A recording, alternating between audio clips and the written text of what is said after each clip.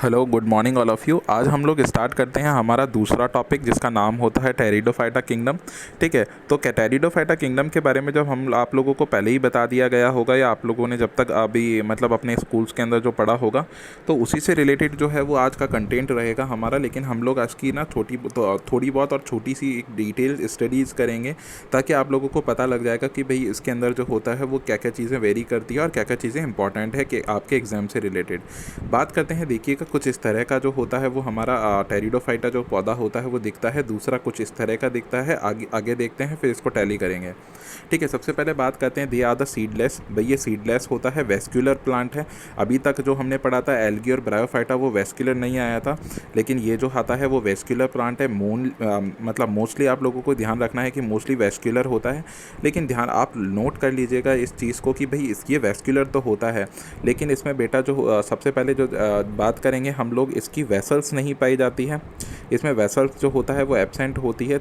और sieve tube और phloem में जो पाई जाती है वो सीव ट्यूब जो होती है वो भी कैसी होती है, वो एब्सेंट होती है। सीव ट्यूब की जगह इसके अंदर मिल सकती है एल्ब्यूमिनस सेल्स। क्या मिल सकती है? Albuminous sales. और वेसल जो होती है वो क्या होती है, इसमें एब्सेंट होती है। मोस्टली आप लोगों को ये ध्यान में रखना पड़ेगा।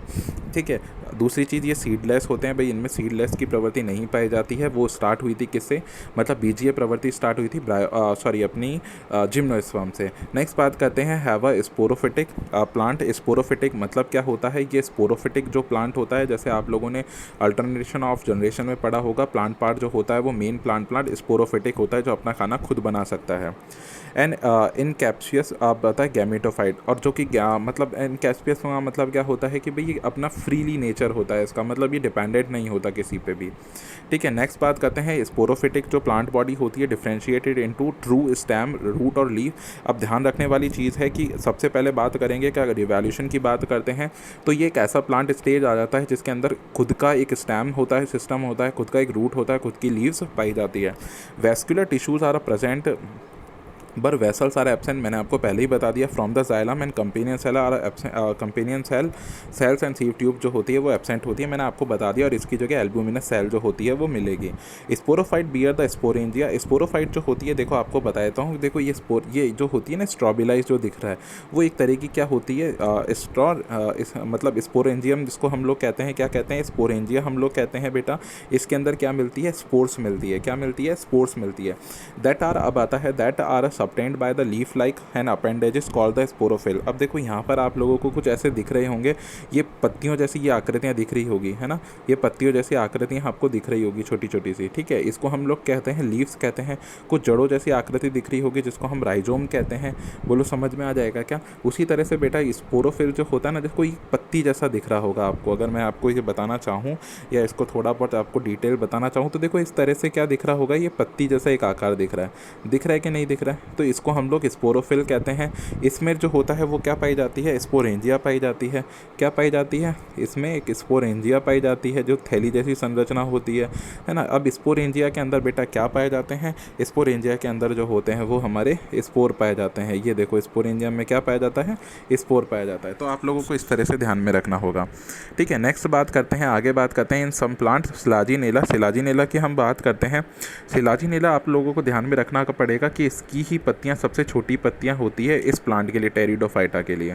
ठीक है, कंपेयर अब आता है कॉम्पैक्ट स्ट्रक्चर कॉल्ड द स्ट्रॉबेली और अ कोन। अब जैसे ही बात करी जो स्पोरोफिल होता है ना, वो अगर हम सिलाजिनेला प्लांट में बात करेंगे तो उसको हम स्ट्रॉबेली बात करेंगे। स्ट्रॉबेली कहते हैं जो कि कोन की जैसे जो होती है हमको दिखती है। तो आपको पता है कि ये स्ट्रॉबिलस जो दिख रहा है वो स्ट्रॉबेली ही है जो आपको कोन की जैसे दिख रही होगी। इसको मैं मिटा देता हूँ तो आपको ईजिली विजिबल होगा। देखो दिख रही है क्या नहीं दिख रही है?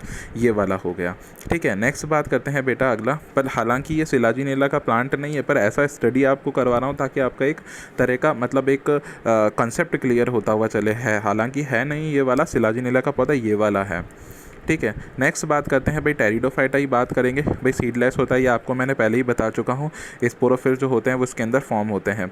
ठीक है, नेक्स्ट देखिएगा कि अब बात करते हैं भाई टेरिडोफाइटा जो होता है वो कितने तरह का होता है। तो पहले देखिएगा भाई, देखो जनरली यही स्टडी जो होती है वो आपको आपके NCERT के अंदर +1 की जो NCERT है, मतलब 11th क्लास की जो NCERT है ना, वहाँ से मैंने ये टॉपिक कलेक्ट करा है। और बस वही NCERT से रिलेटेड टॉपिक जो होता है वो छोटा आपको पढ़ाया है, और इससे रिलेटेड ही सारे आपको नीट के अंदर प्रश्न देखने को मिलेंगे। इसके अलावा कोई भी प्रश्न बाहर से नहीं आएगा। देखो अब जनरली जो हम लोग बात करते हैं, भाई अब क्या चीज़ है सर इससे रिलेटेड, ये बताइए। देखो ये सबसे पहला पौधा जो रखा है सिलाजिनेला दे रखा है। देखो इसमें रूट भी पाई जाती है, जिसमें ट्रू रूट होती है, स्टेम भी पाया जाता है और लीव्स भी पाई जाती है। अच्छा, ये इसको हम लोग बोलते हैं संजीवनी बूटी। क्या बोलते हैं? संजीवनी बूटी। मोस्ट इंपॉर्टेंट है बेटा, संजीवनी जो होती है वो संजीवनी बूटी है ना, संजीवनी बूटी। स्टाइलस थोड़ा काम नहीं कर रहा है, आप लोग समझने की कोशिश करिएगा। संजीवनी बूटी इसको हम लोग कहते हैं। मतलब संजीवनी बूटी का मतलब क्या होता है बेटा, ये जो होता है पूरा प्लांट पूरी तरह से ड्राई हो जाता है, लेकिन जब आप इसको पानी में डालकर रखते हो ना, तो थोड़ी देर के लिए पानी में अगर हम लोग डाल के देखते हैं तो ये वापस से जो होता है वो बहुत बड़ा जो होता है अपना आकार ले लेता है। तो कुछ कुछ जादू दिखाने वाले लोग भी जो होते हैं वो इससे जादू दिखाने का काम करते हैं। ठीक है, उसी तरह से आप लोगों को देखो यहाँ पर मैं बता दूँ सबसे पहले। अब दूसरा जो पौधा होता है वो होता है हमारा फर्न। फर्न जो होता है उसकी पत्तियां जो होती है बेटा वो क्या होती है, सबसे बड़ी होती है। देखो फर्न की पत्तियां जो होती है ना, जनरली फर्न जो पत्तियां होती है उसको हम लोग फ्रॉन्ट्स कहते हैं। क्या कहते हैं?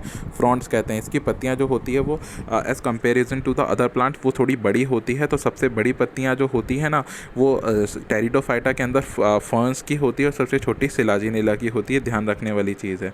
ये जो होती है इसको हम साल्विनिया का पौधा कहते हैं। क्या कहते हैं? साल्विनिया का पौधा कहते हैं।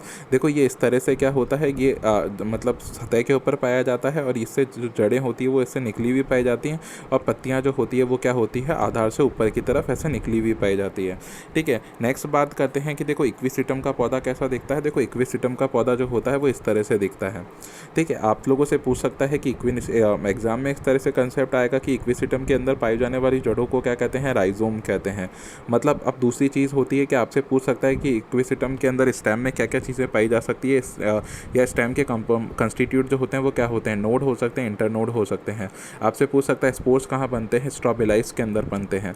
आपसे पूछ सकता है कि स्ट्रॉबिलाइज जो होता है वो पूरे आधार श्रृंखला के अंदर या आधार अक्ष के ऊपर कहाँ पर स्थित होता है, तो आप लोग बोलेंगे एपेक्स, मतलब ऊपर की तरफ स्थित होता है।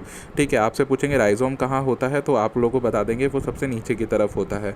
आप लोग से पूछ सकते हैं कि इक्विसिटम का पौधा जो होता है वो ब्रांच्ड होता है क्या। बिल्कुल, यहाँ पर अगर ब्रांच लिखा है तो आपको बताना होगा कि हाँ ये ब्रांच्ड होता है। ठीक है, तो इस तरह से क्या होता है, आपका इक्विसिटम जो होता है वो पूरा ख़त्म हो चुका है ये टॉपिक।